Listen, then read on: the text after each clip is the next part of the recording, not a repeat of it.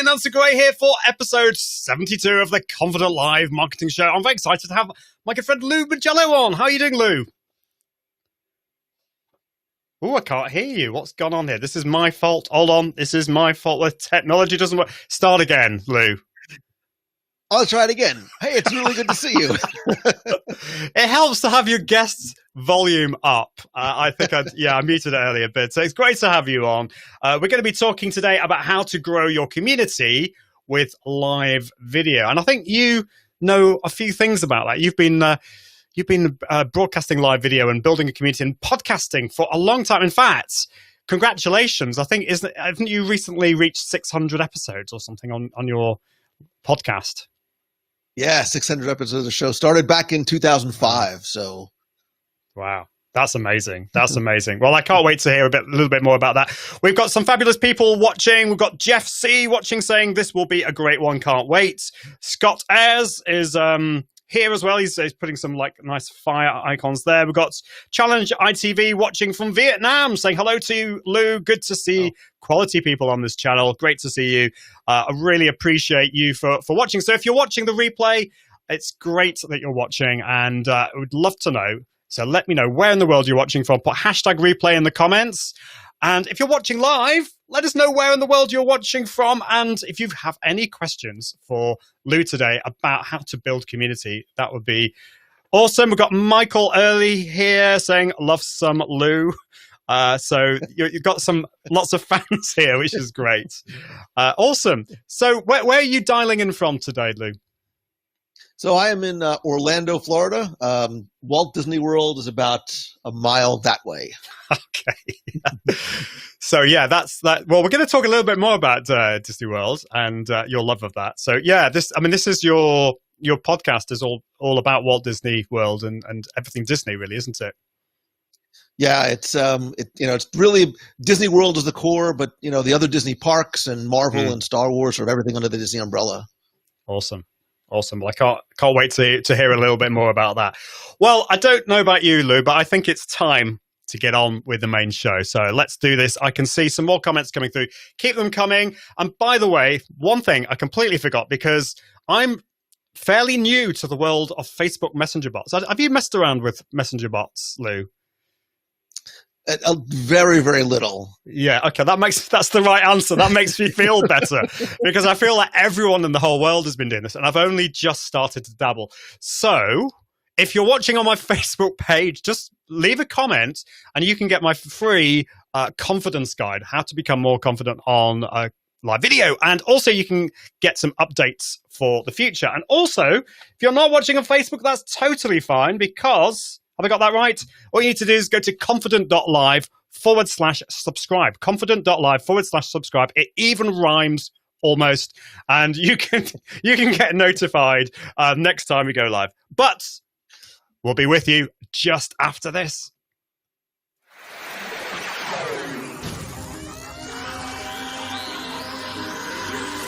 This is the Confident Live Marketing Podcast. Confident Live Marketing Podcast with Ian Anderson Gray, helping entrepreneurs level up their impact, authority, and profits through the power of live video.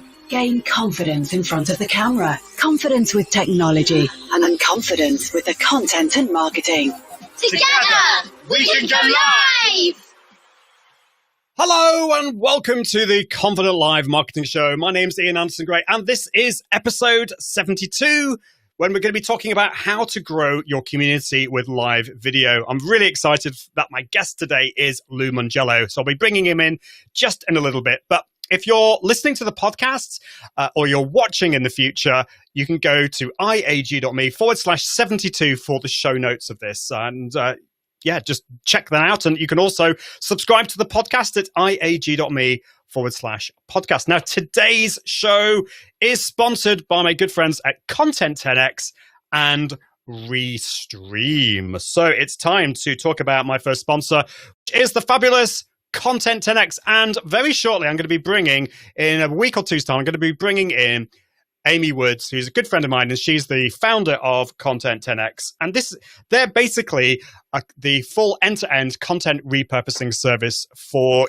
whether you're doing live videos or any other kind of content, whether it's podcasts or blog posts. And so the great thing is with Content 10X, you can produce a regular live show. They will then take that and explode that across the interwebs in a plethora of different content. So they will take that live video and make it into, say, a podcast and blog post and social media images, saving you time and money and allowing you to reach more and more people, which is pretty awesome. They've also got a new thing called LinkedIn 10X, and Amy's going to be coming onto the show to talk a little bit more about this. And I'm going to be honest, I wish I spent more time on LinkedIn. It's the new cool place to be. Well, okay, maybe TikTok is, but I don't do TikTok. So LinkedIn 10X is the place to be. And the great thing is what Content 10X does, they will take your video, you'll do a video every week, and they will repurpose that into lots of different content on LinkedIn so that you can expand your reach and also grow your thought leadership, really, and your brand awareness on LinkedIn. So that's awesome. If you don't want to get Content 10X to do it themselves and you want to do it yourself and learn how to do that, then they have amazing resources. They've got a blog, they've got a podcast, they've got a book, they've got just about everything. All you need to do is go to content10x.com. And I thank you so much, Amy and the rest of the team, for sponsoring the show. I really appreciate it. Okay, enough of all of that. It's time to bring in Lou Mongello to talk about how to grow your community with live video. Lou Mongello is a former attorney who left the practice to pursue his passion for Disney. He is the host of WDWRadio.com, an award-winning podcast about the Disney parks, Marvel, and Star Wars, and author of books and audio tours. Lou is also a keynote speaker and provides mentoring and consulting to those looking to build their businesses and brands. Lou, welcome to the show. Thanks so much for having me.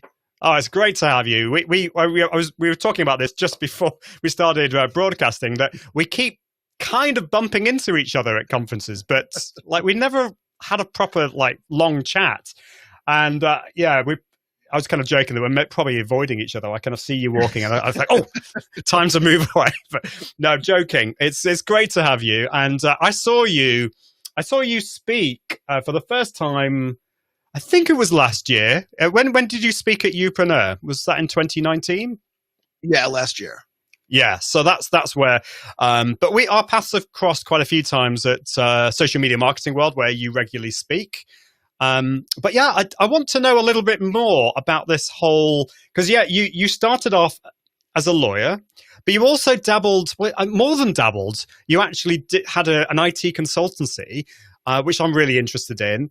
And somehow Disney comes into this as well. And so I maybe you can let us know a little bit more about that. Because I thought it was just me that had this identity crisis or something. Because I trained as a professional classical singer, but I also had a web agency. I still have a web agency. And I do this whole live video thing as well. So when people ask me what I do, I used to really struggle with this. How about yourself? Tell us a little bit more about how you got started with all of this.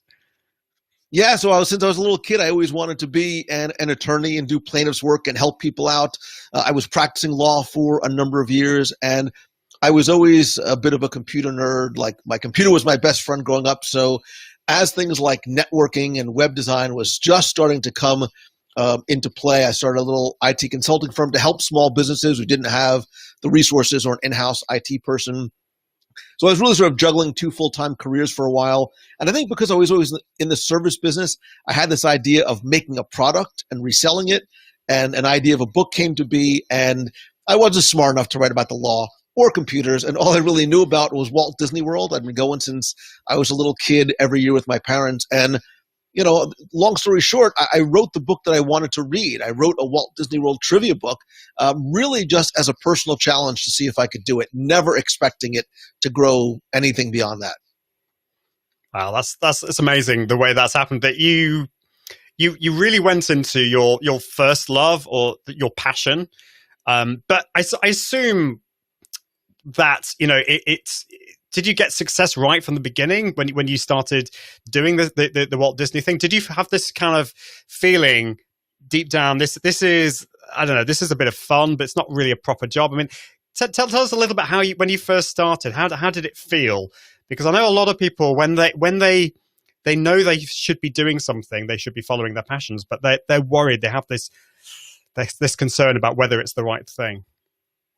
Look, I'd love to tell you that this is all part of a master plan that I sketched out 15 years ago, and everything's going exactly as I had foreseen, but it's not. The book was just sort of that challenge. I started a little 2-page brochure website. I started writing articles, which was blog posts back in 2004, and I started a discussion forum in early 2004, as having been on bulletin board systems and discussion forums elsewhere. I wanted to create a place, and that really was a huge turning point for me. But you asked about success at the beginning. Success for me has never been measured in terms of dollars and cents, and it's really in levels of happiness. And I didn't go in with any sort of expectations that it would be anything beyond the book. So by my definition and the journey that this is taking me on, I consider myself incredibly successful, because now I do get to do what I love every day. Like, I'm still super excited to wake up in the morning, and I hate going to sleep at night because I love it. So in terms of overall success, yeah, I think so. That's awesome. Yeah, I think we have to be careful when we use the word success, because it will mean different things to different people.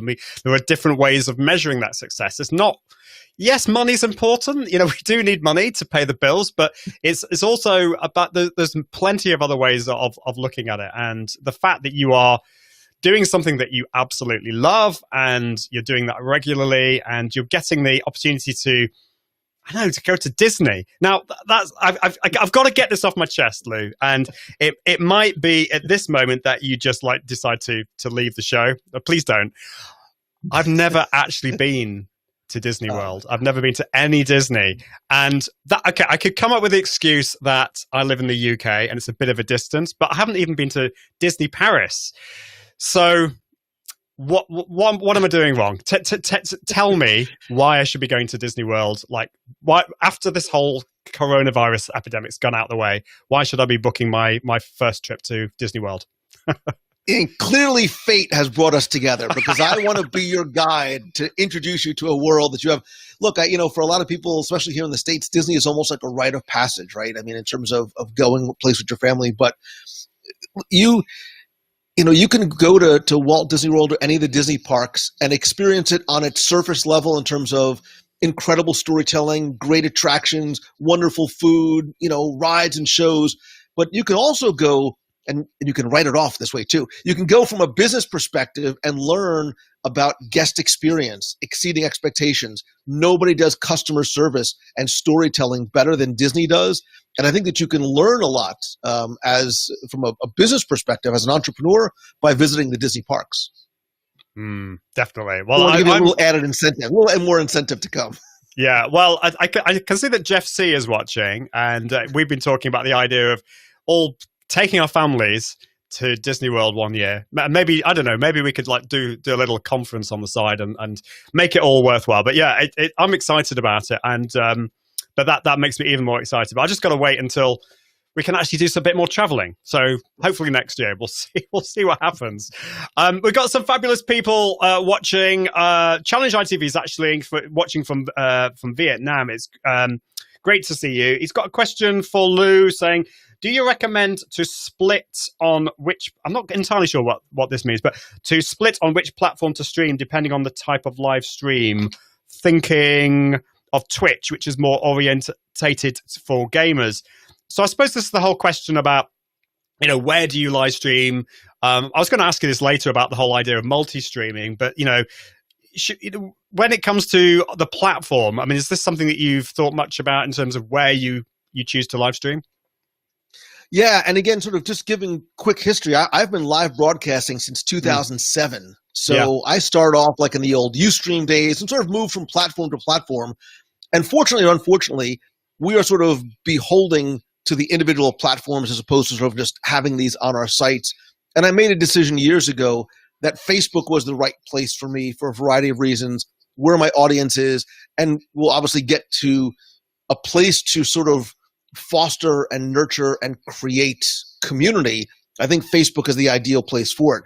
I have chosen intentionally over the past few years not to stream to multiple platforms at the same time for a couple of reasons. One, I didn't want to sort of cannibalize the audience and have them spread out, even though I understand and acknowledge that some people are more comfortable watching maybe on YouTube or Periscope than they are Facebook. But I also wanted to give them a single place to go. Again, I wanted sort of everybody in the same room, wherever that room might be. Obviously, with technologies like Restream, that does allow you to multicast to a number of places, but still have all the comments in one location. That's obviously breaks down one of those huge barriers. But for me, I try and stay at a single place because it's really where my community lives. I think that's really important. And I mean, certainly, I think when you're first starting, I always recommend that people just stick with one place, because multi-streaming, there's so many more things that can go wrong, first of all. Even, with Restream, it's a lot easier than it was before. But I think the main reason I wouldn't have done it in the past is the fragmentation of the audience and the comments. And I know this is something that you feel really strongly about, that, when it comes to community, you need to be listening and having a conversation with the people watching. It's a lot easier now that we can actually bring in all the comments and we can do all of that. So I think that's easier. But yeah, so I hope that answers your question. And just touch one out, you do lose one other thing though, and potentially is, yes, all the comments are in one place when you're live, but I think a lot of people who go live forget about what you need to do after the show is over, which means to go back and continue to respond to maybe comments that you missed, keep that conversation going. And if you're not doing it on all the platforms that you're streaming to, a lot of those voices don't get heard and maybe those questions don't get answered, and you might sort of frustrate a viewer that feels that they haven't been acknowledged. That's a really good point. And it's at this point when I feel a complete hypocrite, because this is what you've just said is something that I always recommend that people do after a live show, to go back. You might talk, so I've been talking to quite a few people, mentioning them by name. But sometimes I think always it's a good idea to go back and actually respond to them, because, well, for many reasons, and I'm sure you'd agree with this, there's probably the less important thing is, but it's still kind of important, is the Facebook algorithm. It's good to keep the conversation going, but more importantly is they may not have actually seen or heard you mention them, and actually going back and continuing that conversation on in the comments is really, really important. So yeah, it's in my list and my process of things that I need to do, but do I always do it? No. And so I think it's something we all need to do, and it's obviously more difficult the more channels you broadcast to. So Jeff C is asking, did the book come before the podcast, or did they launch at the same time? It's a good question. The book came first. I started writing my first book in 2003. It came out in 2004, and then I started podcasting in 2005. Awesome. That's good. So yeah, and how was the book experience for you? Was that kind of quite a stressful thing, or did it come quite easily? It was a very interesting process. So kids years ago used to actually go to physical bookstores to find books. There was no vanity publishing then. The idea of self-publishing didn't exist. So I literally went to Barnes & Noble, took all the travel books off the shelf, sat in a corner and wrote down the name of every single publisher to send out query letters to see if they would sort of validate your work by willing to get behind it. So it was an incredible learning process about book publishing, book marketing, editing, and just sort of how it all goes. And then since then, I've had other books published, and I've self-published books after. Yeah, it's presumably a lot easier now than it was back in those days. Much. But yeah, I'm sure you learned a lot through that experience. So you mentioned this, that you have been live streaming since what year did you start? Would you say you started live streaming? 2007. 2007. So I think to some people watching and listening on the podcast, they may think, wow, that's quite a long time ago. Didn't Facebook Live first come out in 2015? Yeah. And I think this is the thing. I think we can forget that live streaming is not that new. So what did you do back in those days? You can tell us a little bit about your first experience with live streaming, and why did you get involved, and how was it in those days? So I literally, Ian, I remember the very first night that I went live. So I had a discussion forum. Again, this is pre-social media. There was no Facebook. So 2007, I had a very active community on my site. And I saw this new technology coming out that was actually accessible to an everyday person. And I'll never forget telling my wife at dinner, I said, look, I'm going to go downstairs. I'm going to try this thing. I'm going to be up in like 10 minutes. Nobody's going to watch. I'll see you later. 6 hours later, I kid you not, she came downstairs and she's like, who are you talking to down here? She heard me through the air conditioning ducts. And I'm like, I don't know. Like, there's these people and they're watching. And she's like, what are you talking about? I'm like, I have no idea. Like, it was about Disney, but it's a conversation about everything. And it was a very funny yet eye-opening experience for me, because as a content creator, especially as a podcaster, I love the spoken word. I think it's the most powerful medium in terms of intimacy and really connecting with a listener. And the discussion forums allowed that sort of conversation to happen. But as content creators, we push out content and then we wait. Right? We have to wait for that reaction, as opposed to live video, where not only do you sort of get that immediate feedback, but it's completely transparent. It's the most authentic because there is no filter, there is no editing. Mm-hmm. And the community, who you want to make them feel like they belong and they have value because they do, now all of a sudden has a literal and figurative say in the content that's being created. And I think that that's incredibly empowering for them. And I think it's wonderful as a content creator to have that that conversation be part of the content that you're distributing. That's so true. I think, I love podcasts. I love producing podcasts, but I have to admit, when I launched my podcast last year, I knew this was going to happen. It takes a long time for the growth to happen in most people's cases anyway. And so I launched it in May, and then by October, I was getting a few people download. The downloads weren't like zero, and they weren't bad, but I still I thought, nobody loves me. Nobody's, and then it wasn't until I went to a conference. In fact, it was Youpreneur, and I bumped into about 10 people who said, "I love your podcast." And I was thinking, well, why didn't you tell me this before? But the thing with live video is you get that instant acknowledgement, really, don't you? You get people watching and commenting, which is great.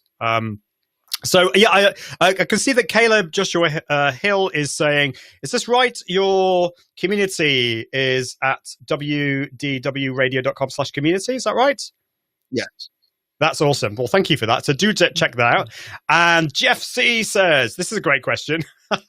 What was the tech Lou used to go back live? To go live back then? 2 cans and a string? Yeah. Yeah, almost. Yeah, so again, Ustream at the time, it was a web-based interface, and it was actually pretty. Maybe they might have had a desktop app too, but the thing that was really interesting was not necessarily going live from home when I just had a webcam and it was just bad audio and bad video, but I actually wanted to take people with me into the parks, and I was still living in New Jersey. I'd fly down to Florida, and I would literally walk into Magic Kingdom with my 15-pound old Mac laptop, a 3G card, a wired webcam, and a battery pack, like an external battery pack, like in a messenger bag. And I'd walk into Disney, and the security guard would be like, dude, what are you doing? Like, go ride the rides. But so I have shoulders of steel from walking around carrying my laptop because you couldn't even broadcast from the phone. Wow. So that's I mean, but you presumably being a self-professed geek, you enjoyed dabbling with all these and getting it all working. And so you were using Ustream. Is Ustream still around these days? I haven't really seen much of Ustream. So it was bought by IBM or Lenovo, whatever, and it became more of a corporate thing. So I don't even know if they have a sort of a public-facing platform. Although I will tell you that a couple of weeks ago, I did log in, and most of my old videos are still there. Oh, wow. Not cool. that anybody should ever go watch them, including myself. But it was you need to give us the link, and I'll put it in the show notes so we can all watch them. So live video, and this is something I'm going to ask you later on about the fact that we can get so het up sometimes about the number of people viewing. This is a lot of my clients come to me and my audience comes to me and they say, Ian, I've only got 2 or 3 people watching. How do I get more? A little bit more about that in a bit, but I want to ask you about the importance of the replay. We tend to get very excited and focusing on the live element. It is live video after all, but And one of the things that I know you talked about in one of your presentations, it might have been the social media marketing world one, was the importance of replay, the replay audience. And this is something I think is really important. You've got the people watching now, so there's some fantastic people watching now, but there are people from the future who are watching. So tell us more about the importance of that, because I know that's something that you've been talking about a lot. So if I can I want to preface it by talking about the numbers for a minute, because I hear this all the time, both in the podcasting space and in the live video space. And I hear, I only have this, you have to, like, I am not a numbers guy. And it's just me. It's a personal choice. I don't focus on the numbers. If you ask me what my podcast downloads are, I don't know. I'd have to go check, because it doesn't matter to me. Like, if one person is listening, that's all that matters. And when you say, I only have 10 people, I think you diminish the value of the people who are there, because there's a human being on the other side. And I tell podcasters this all the time. I say, when does your show come out? They're like, Sunday night. How many people do you have downloading the show? They're like, oh, it's only 40. I'm like, what if all 40 of those people showed up at your house at 8 o'clock on a Sunday night, knocked on your door, and was like, okay, I want to hear what you have to talk about? You'd be like, man, I need to get more snacks. Like, that's a lot of people. So don't ever feel like it's only two. Sometimes I think having less people is even better for you and better for them, because you really can give them all of your attention and all of your focus, and they feel like they have an even louder voice, because it's not necessarily lost in a room full of hundreds, if that makes sense. Totally makes sense. And you can remember people's names and things like that, and people a little bit more about the people, and make them feel a bit more loved and welcome. So yeah, totally. Thank you for sharing that. So yeah, the replay part of things, what would you say about that? You know, how do we, would you say the replay audience are just as important? And how do we split our brains so that we're thinking about our live audience and also the people from the future? Without a doubt. A majority of people are going to watch on the replay versus on live. And you have to have that mindset literally from the second you go live. We can spend a lot of time talking about all the best practices, but you need to start talking right away. You need to sort of set people's expectations, and not just do it at the beginning, but remind them in case they tune in the middle or they scrub ahead, who you are, what they're watching about, what they are potentially going to learn, what the payoff is going to be at the end. But be very cognizant from beginning, middle, and end that there are going to be people watching that don't have the benefit of the live interaction, and then remind them and explain to them what the importance of coming back when you are live, and almost a little bit about what they're missing in terms of not being there as the show is actually happening. That's a really good point, actually. And I think I need to do a little bit more about that. I want my podcast listeners and I want my replay audience to feel comfortable and happy, but I do actually want them to come over and get involved with the live. And so actually, giving them a bit of a prod and a nudge is a good thing, which is great. And if you've just joined us, that reminds me, if you just joined us live, then this is the Confident Live Marketing Show. I've got Lou Mongello on today. Really excited. We're talking about how to grow your community with live video. Got some fabulous people watching. Somebody watching on LinkedIn. Unfortunately, I can't see who your name is, but you say gear has gotten much lighter. I think this is certainly has from your days of walking around Disney with your laptop. Challenge ITV has a question. Do you recommend to edit the replay with shorter content? So I suppose this is the whole repurposing thing. Is that something you've ever dabbled with? Have you ever looked at repurposing your live shows? I have, and other than just taking the Facebook live video and then posting it on my site as a blog post. So again, you sort of get the benefit of having it on your home base. People may find it that way and then go and watch the live video later on. I really don't. And it's particular to me. I think different situations, it does work well. But because of the dynamic of the live show and the type of things that I like to cover, I don't think it would translate well for me and a listener, because I'm not talking to the podcast listener. I'm talking to the people who are watching live. And as for my podcast, I want people to feel like they're sitting at that table with me as we're having a conversation, or at that restaurant, or in that park, as opposed to what I do on the live show. And also, again, I want them to hopefully come and enjoy and consume the content in multiple ways and in multiple places. So I don't really repurpose any of the live video in terms of audio content or even blog or anything like that. The only thing I will do is I trim the beginning of the live video if I have like a 2-minute countdown. Yeah, this is something you can do. You can do on Facebook. You can do in YouTube, although the downside with if you trim the beginning of your YouTube video, you lose the live chat, which seems a bit of a weird thing. I don't know why YouTube do that, but anyway, it's just the way of things. But yeah, no, thank you for that. Martin Buckland watching on LinkedIn. I don't quite know which bit you were referring to. Maybe you can tell us, Martin. It says, yes, the word only is demeaning.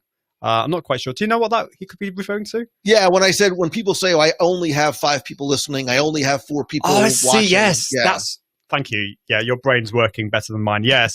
So don't, I mean, I'll be honest. I think I've sometimes fallen into this trap of focusing on the numbers. And I think sometimes you can have, you can either think, oh, I've only got 3 people watching. Or it could be the opposite. I mean, just think if like 300 people turned up. You go, oh my goodness, I've got 300 people watching. It could be like that. So just stop looking at it. And actually, at the moment in Restream, I know they're going to be adding this feature, but I actually can't see how many people are watching, which probably is a good thing. Dr. Joe North is watching. Hi, Joe. Hope you're doing well. Jeff C says, I love how Lou refers to his listeners as his friend, not friends. It makes it sound like he's talking directly to you on his podcast. And this is something that, you have to train your brain, I think, because I found myself, I don't know about you, Lou, but I've found it so easy to say, hi, everyone, and think about the plural, whereas actually what you do is you focus on the individual. Without a doubt. Yeah. And it was a very deliberate choice, really from day one. I don't like hearing, hey, everybody, hey, people. Like, I think it just, because I am, like, especially on the podcast, I'm talking to the one person that's listening. On the live video, I'm talking to the one person that's watching. So, barring some sort of, major brain malfunction, I'll never say, hey, everybody, like, I'm talking to you, like you, the person that's giving me their most valuable commodity, which is their time. And look, it is, I do believe in the friend, not fan. I don't like that word fan, because in these mediums, that's how viewers and listeners see you. They look at you as a friend. You're so much a part of their life and their routine. When they download the show or they tune in every, Wednesday, whatever it is, they look at you as a friend, and you need to give them that same respect back. We're in the relationship business, and that's exactly what this allows us to do. Yeah, I totally agree with that. Yeah, thank you. Chuck is here. He says, Chuck Leonberger says, Lou came to my PR professional society several years ago and gave a talk about using the virtual space to encourage people to engage in the physical space. This is a critical concept and it is a key factor in integrated marketing. That sounds awesome. And Joe North, thank you, Joe. It was you watching on LinkedIn. For some reason, LinkedIn didn't want to put your name up. Sorry about that, Joe. But yeah, you're watching on YouTube now. That's great. And Martin says, I was grateful and happy with 10. Yes, but now you're not going to think about numbers, are you, Martin? You're going to forget about that. Okay, so community. I think, first of all, what is community? Which might seem a bit of a silly question, but and why is it so important? Why was it so important to you in the building of all the stuff that you've been doing? I think just as human beings, deep down, we all want to belong, right? We all want to belong to something. And look, maybe it was important to me very early on because I felt like to a certain degree I was alone. Like I'm probably the only adult sitting in his basement that thinks and talks about Disney as much as I do. And when I started my discussion forums, and the first night 29 people signed up, and then it was 50 and 100 and 1,000 and 5. Again, the numbers don't matter, but it sort of grew exponentially. There was this awakening, like, wait a minute, I'm not the only person that is a somewhat mature adult that loves Disney. And for a lot of people, that sense of wanting to belong, to be understood, to be heard, to have a voice, to make friends that are like-minded is so important. And that's what, these virtual spaces and places and content allows us to do. And so community has always been the cornerstone of what I do, and everything else in terms of content is built around that. Yeah, and I think we can so easily lose focus about the importance of community. We can be thinking about all these other metrics. I don't know. We've talked about the numbers, but there's loads of other things. And actually, you've talked about friends and building community. It's so important. So when it comes to live video, how can we grow our community using live video? You've had so much experience with this, and I know in your talk at Social Media Marketing World, you shared lots of different things, like the idea of webinars and Q&As and collaboration and all those kind of things. Could you maybe share some of those things with us now, so we can get some ideas of, I know a lot of people that listen to my show and watch my show really struggle with the content side of things. They first of all, they're worried about getting in front of the camera. Then they've got to sort the tech out. And now you're telling us, now we've got to think about what on earth do we say and what's the content about. So can you maybe share some tips with us and what you've done over the years? I think what people and all of us need to do before we even think about turning the camera on for the first time is you got to ask yourself the most important question, which is why, right? Why am I doing this in the first place? Like, what is it that I, as the content creator, hope to get as a result of going live once a week, once a month, every day, whatever it might be? And then you have to sort of flip the thinking and say, okay, why should somebody tune in? What is the value that they're going to get, whether it be educational, entertainment, somewhere in between? And you have to think about what the takeaway is going to be for that viewer every single time you go live. So are they going to learn something? Are they going to get a diversion from their everyday? Are they going to meet somebody else?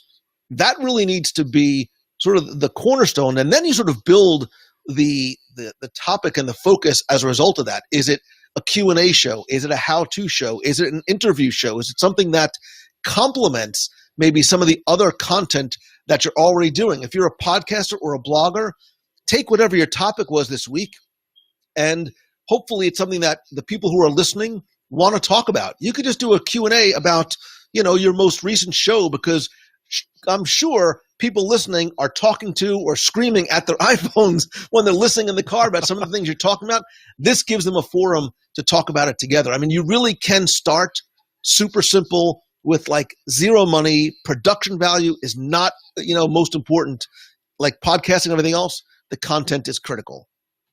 Yeah, totally. So, it's just in that little bit there, you shared so many different ideas of what we can do, but it's got to start with the big why are you doing it? And if you don't have that sorted, I think it makes everything much more difficult. So yeah, I love the idea of the Q&A show, and I've done a lot of how-to shows as well, like how to do this. I mean, I've been doing quite a lot of those recently. And I've brought in guests which has been fabulous. Do you recommend bringing in guests onto your shows as well, or would you recommend just focusing on yourself first and sharing your knowledge with your audience? So for those people who are thinking about bringing guests on, like, I get it. Monologuing is very hard and it's very scary. Yeah. Like, it's one thing to monologue in front of a microphone to record it. When you flip the camera on and there's just crickets and it's all you, it sometimes is a little overwhelming. Like, what am I going to talk about? What if nobody's there? And you've got to, like, from the second you're live, you have to go as if there's an audience already there, because, like you said, people are going to be watching on the replay. I tell people who are just starting out, even if on your laptop screen or your computer screen, you just bullet point like 3 or 4 talking points or 3 or 4 questions that you can ask the people who are watching to get them prompted to start a conversation. Simple questions anybody could ask. Look, I can go live and say, where's your favorite place to have breakfast in Walt Disney World? Everybody has an answer to that question. Everybody has an answer that they want to share. And then all of a sudden a conversation is going. And that's really what you need. So I don't really do for my live shows, unless I'm out like in a park somewhere and there's friends with me. It's just me and you. It's me and you, like, because again, it's what I want it to be. Is I want it to feel like you and I are having a conversation in a room full of friends, whether they've met yet or not. I love that. And I think it's more intimate, isn't it? I think when it's just you and your guest, yes, it's more scary, but I do think it's more intimate. You can have that more of an intimate conversation with your audience. And yes, maybe when you're first starting, you're not going to get that many people watching, which makes it more difficult. But I suppose you can get some of those questions in advance so that you can. I mean, would you say that when you're the first starting off and it is definitely crickets. There's nobody watching you live, and you're kind of like, okay, what do I do now? What would you say for people just starting off? So again, leverage, hopefully, whether it be your social media following, your blog readers, your podcast, give them a reason to come over. And again, don't necessarily rely on them to drive the conversation. You have to sort of have some of those talking points, some of those prompts. It doesn't have to be some sort of formal segments that you do, but easy things that anybody can talk about. And some of those simple questions will oftentimes start a conversation. And then from there, sort of this ripple effect happens. And next thing you know, you're sitting in your basement broadcasting for 6 hours. Yeah, you got to watch it. So, and if you want to know a little bit more about how to broadcast a marathon broadcast, there's, I can't remember which episode, but we had David Bain on the show talking about how to broadcast marathon live shows, which is, it's a mammoth task. So I did 40 hours. I did 40 hours live once. What? You actually stayed awake for 40 hours? My eyes might have closed for a couple of minutes, but yeah, I wow. took people into the Disney parks and did it and raised money for charity and, but yeah, it's a long time. That's amazing. I mean, I think the most I've heard people do is 24 hours. So you've, I think you win the award. Oh my goodness.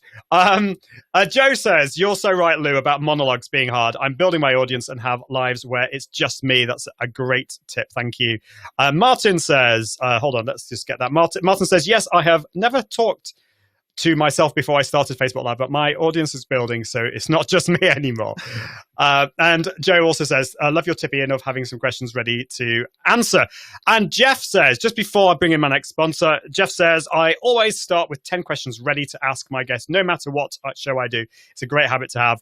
And I love that. I think that's really, really important to it just means that you're ready. If something goes wrong or you don't have anyone, then you know exactly what to do.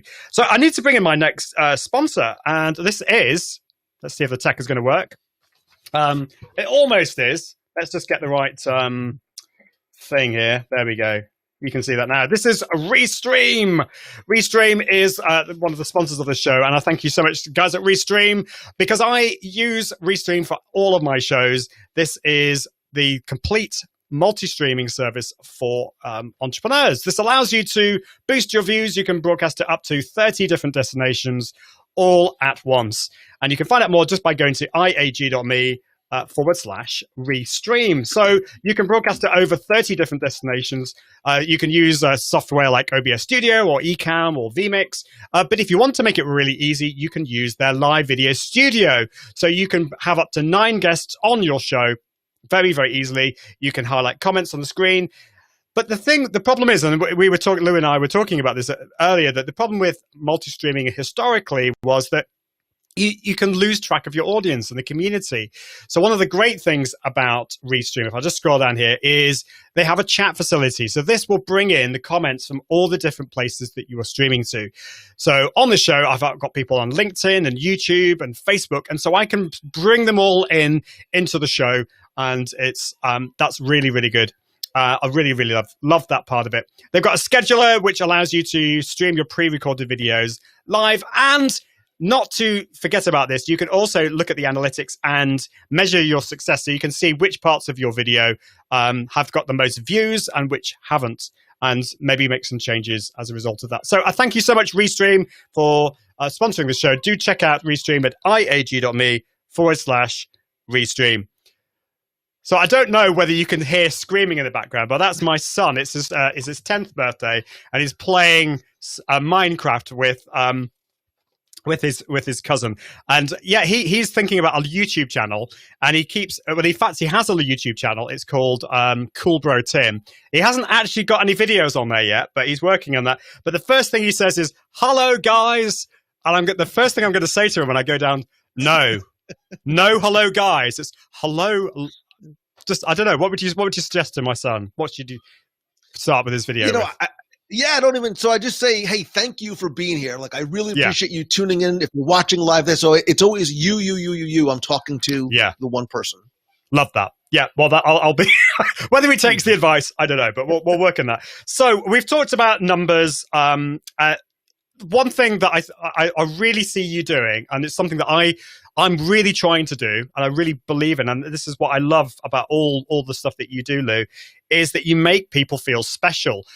So we've talked about some of those things. About how, mentioning people by name, you can highlight comments on the screen and things like that. You can remember their names and a little bits about them. Have you got any other things that you could share with us that will remind ourselves how we can make people feel special? It almost seems ridiculous that we have to be reminded, but with the technology in the way and so many things to juggle, I've got lots of screens here and buttons to press, but I think sometimes we can forget those things. So what would you say?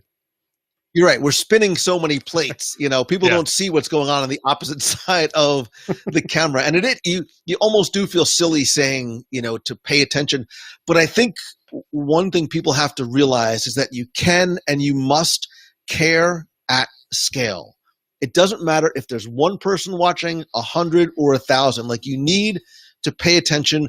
Look, at the end of the day, and people just want to be acknowledged, right? They want to sort of be look, again, I'm going to show how old I am.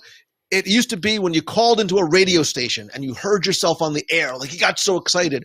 When you put somebody's comment up, when you stop to pay attention to their question and you answer it individually, when they come back next week and you remember a little detail about them, it's so important, and you're building up such social equity with them too, right? You talk about the numbers increasing. You know what you're doing too? You're building up a group of incredibly loyal evangelists for you and your brand, because they see that you genuinely care about every single person that's in there.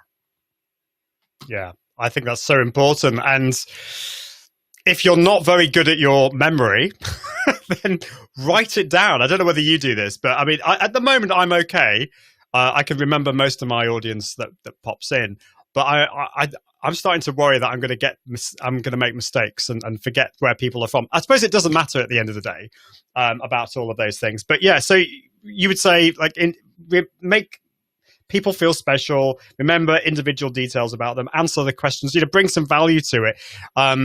For people like me, and I know some of my audience who are worried about making mistakes, what would you say? Go ahead and make them. Stop worrying. Yeah. Because look, that's what people want to see, right? That's what people want to see. When we do videos, when we do podcasts, they're produced, they're edited, they sound exactly where we want. The vulnerability and the transparency that you allow people to see live establishes this incredible sense of reciprocal trust between the two of you. Right? They hear the kids crying in the background, something falls, the lights are wrong, whatever it might be. They see that you're human. And I think that we as content creators sometimes try so desperately to make everything just the way it's quote unquote supposed to be. Live video breaks down that. And I think that is where the people who are watching really get to truly know you and who you are. And I think the more that you allow yourself to be vulnerable, look, I don't know what I'm going through. It's menopause or something, but I'm a crier, and I let people see it. Like, I don't care, because it's who I am, and I don't expect everybody to like me, and that's okay. I think we need to be magnets for the people we want to attract, and live video sort of removes any of that, falseness about us, and I don't mean intentional, but when the editing just isn't there. Yeah, I think you're so right. And I've found that when I repurpose this live video into a podcast, and I do edit it. I do add a little bit of fun. We have a little song at the beginning. You'll find this out when your episode comes out. I'll probably sing a little song, and you're starting to worry about this now. And then, but I found when I first started that I did edit all my mistakes out, and now I'm doing that far less often. And I think that my experience with live video is teaching me is allowing me to be more authentic, and it's actually teaching me to be a better podcaster, because I think you're right. It is about that vulnerability. And I think I think there was only one live video that I did end up crying on. This wasn't this show, but it was when I was out and about. So I'm going to have to ask you that question. Have you ever cried on one of your live shows or live videos? Absolutely. All the time. And it's fun. Look, I cried when Magic Kingdom, when Walt Disney World reopened, as part of the pandemic. I was visibly, I was weeping, and it's fine. And there's times I'll be talking about something on the show, and I'll do it too. And Ian, I don't hide it. And I think people appreciate that. Exactly. So that's I'm so glad you shared that, because don't be afraid of sharing your emotions. There were probably some emotions you don't want to share if you're completely, really angry about something. Then, maybe kind of go for a walk. But other kind of emotions, because empathy is such a strong emotion. I really love that, Lou. That's great. We're just at the end of the show now, but Chuck says, at the end of the day, you're creating brand ambassadors, and they'll help you spread the word about your show, product, service far better and more effectively than any amount of paid messaging. Totally agree. And actually better than you. I mean, you can go out and shout about, come to my show. But if you've got your viewers doing that, that's even more awesome. Jeff says, real transparency would be getting Lou to sing his You can't see the comment, Lou. I'm sorry. Real transparency would be getting Lou to sing his favorite Disney song. What is your favorite Disney song, Lou? Tell us that. I'm not even going to say it because I don't want to be put on the spot to sing it's it. all right. Look, I almost, and Jeff was there last night when I was live, and they almost got me to sing, and I had to sort of catch myself. So, you can tell us what your favorite Disney song is. Do you have a favorite one? Oh gosh, is that hard? You know what?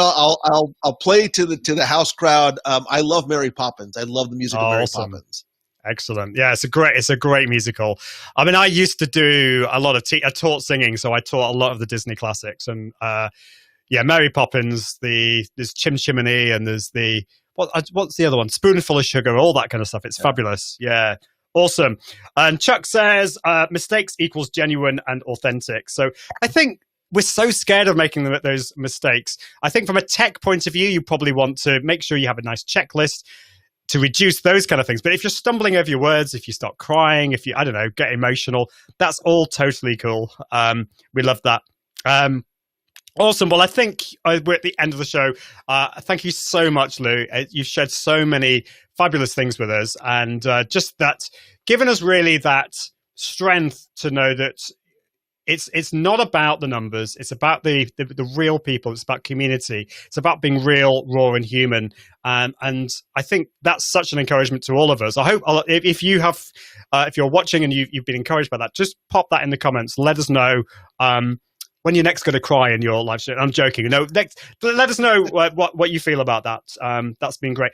So how can people find out more about you? You've got your podcast and shows. Where's the best place to direct people to? So everything I do on the Disney side of things is at wdwradio.com. Everything I do sort of on the personal and speaking and mentoring side is at loumongello.com, and I'm at Lou Mongello on all social. That's awesome. Well, all of those will be in the show notes, and I'll try and pop those in the comments. Of course, all the different platforms. Thank you, Lou. I will do that. And that's great. And what are you working on next? Obviously at the moment the problem is still a lot of the world is locked down. I mean, have you been able to go into to Disney recently? I have. I was there the night that it closed, and I was there the day that it opened, and I love being able to connect. And look, again, live video. For people who are concerned about coming, I show them an unedited, unscripted, very real point of view of what the parks look like, so that they can determine on their own if they're comfortable coming back. I think it's the safest place I've been, but I want you to be able to see it for yourself. Yeah, but I think that's really important, and you to actually show people. I think Disney must like you quite a bit for all the stuff that you do. You'd hope so. I hope so. I've had a great relationship with the company. And look, I'm a very positive guy, and I just like talking about the stuff that makes us happy about going. Yeah, that's awesome. Joe says, great show. Thank you both. And Chuck has been great. He's just putting your links in there. So do check out Lou at wdwradio.com or loumongello.com. gmail.com. Well, thank you so much, Lou. It's been great to have you on the show. Next, I'm actually going live tomorrow. I've got my good friend Anne Popolizio to talk about Facebook ads, and I'm going to be going live next Tuesday and Thursday. So if you want to know next time that I'm going to go live and get updated about that, all you need to do is, have I got the button here? I should have the button somewhere. This is what happens when you have too many buttons to press. Confident.live/subscribe, and you can download my confidence guide and also get notified. This is with my new Facebook Messenger bot, which is very exciting. Yes. Anyway, there we go. Thank you, Lou. It's been great to have you on. Thanks so much. Fabulous. Well, until next time, I encourage you to level up your impact, authority, and profits through the power of Confident Live Video. See you soon. Bye.